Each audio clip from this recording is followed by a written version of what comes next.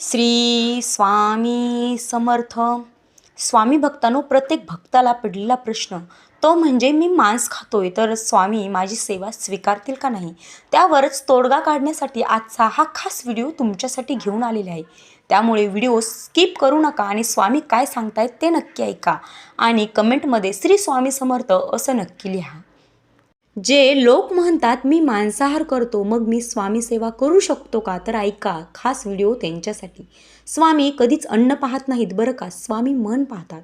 जर तुझं मन शुद्ध असेल, भाव प्रामाणिक असेल आणि तू कुणाचं वाईट करत नसशील तर स्वामी तुला कधीच नाकारत नाहीत.